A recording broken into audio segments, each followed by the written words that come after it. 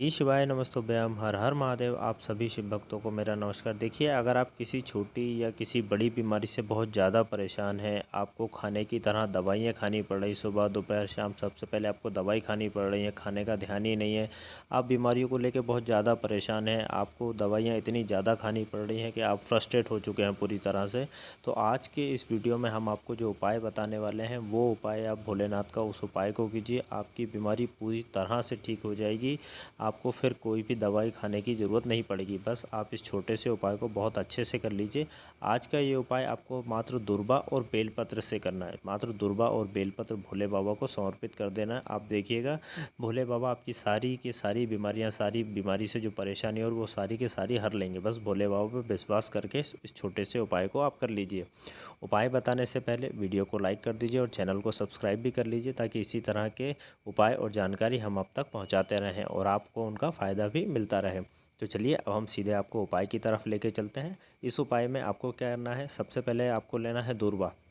जो जो हम आपको क्रम बता रहे हैं, जो नंबर्स बता रहे हैं, आप उनको ध्यान रखिएगा ना, उसी तरह से आपको इस उपाय को करना है। आपको क्या लेना है, आपको एक दूर्वा लेनी है, समझ रहे हैं आप, मात्र एक दूर्वा आपको लेनी है। साथ में आपको लेनी है एक बेलपत्र। बेलपत्र कहीं से भी कटी फटी ना हो, साबुत बेलपत्र हो, अच्छी साफ़ सुथरी बेलपत्र आपको लेना है। और इसके साथ में लेना है आपको एक लोटा जल, है ना।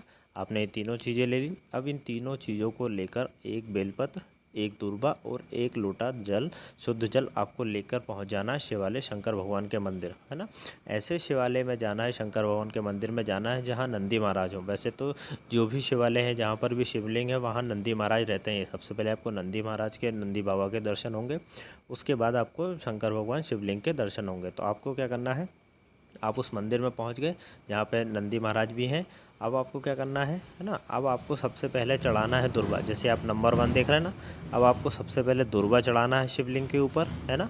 फिर दुर्वा के ऊपर चढ़ाना है आपको बेलपत्र। आप समझ गए ना, सबसे पहले आपने दुर्वा चढ़ाई, उसके बाद आपको चढ़ाना है बेलपत्र, और फिर बेलपत्र के ऊपर आपको चढ़ाना है जल। जो आप शुद्ध जल एक लोटे में लेकर गए हैं, उसको धीरे धीरे चढ़ाइए, है ना।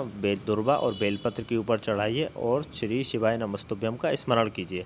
इसके बाद क्या होगा, जल जैसे जलाधारी से नीचे आएगा ना, है ना, धीरे धीरे नीचे आएगा, तो जो ये जल को ना आपको किसी पात्र में, एक खाली पात्र आपको साथ अपने साथ में लेकर जाना है, और उस पात्र में ये जल आपको झेल लेना है ना।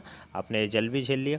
अब जल झेलने के बाद जो भी आपने, जहाँ से जलाधारी से नीचे जल आ रहा है, उसको एक पात्र में इकट्ठा कर लिया। इसके बाद आपको क्या करना है, नंदी महाराज के पास आना है, और आप देख रहे हैं ये जो उठा वाला पैर है ना, जहाँ हमने टिक किया हुआ है ना, इस पैर के पास आकर आपको बैठना है और उस जल का आचमन करना है ना। जल का आचमन करते समय आपको क्या करना है, नंदेश्वर महादेव का स्मरण करना है। आप समझ रहे हैं, ध्यान से सुनिएगा। आपको ये जो उठा वाला पैर है, जहाँ पे टिक लगा हुआ है रेड कलर से, इस पैर के पास आके बैठना है और उस जल का आचमन करना है, जो आपने जलाधारी से झेला हुआ है, इकट्ठा किया हुआ है एक पात्र में, और आपको नंदेश्वर महादेव का स्मरण करना है। आप समझ रहे हैं ना।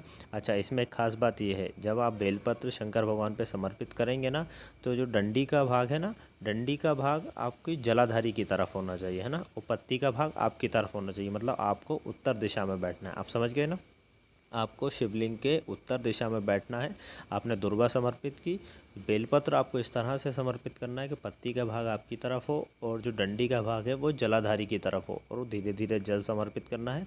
जल को एक पात्र में इकट्ठा करना है, झेल लेना है, और उसके बाद नंदी महाराज के जो उठा वाला पैर है, जहाँ टिक लगा हुआ है, वहाँ पे आके आपको बैठना है और उस जल का आचमन करना है और नंदेश्वर महादेव का स्मरण करना है। आप देखिएगा, भोले बाबा आपकी जो भी परेशानियाँ, जो भी बीमारी हो रही है, उसको पूरी तरह से हर लेंगे। फिर आपको उस बीमारी की वजह से कभी भी परेशान नहीं होना पड़ेगा। बस भोले बाबा पे पूर्ण विश्वास करके, पूरा दृढ़ निश्चय करके इस उपाय को आराम से कीजिए। बहुत छोटा सा उपाय, आप आराम से कर सकते हैं। अगर आपको उपाय और जानकारी अच्छी लगी हो तो कमेंट बॉक्स में हर हर महादेव लिखें। वीडियो को लाइक कर चैनल को सब्सक्राइब भी कीजिएगा। श्री शिवाय नमस्तुभ्यम।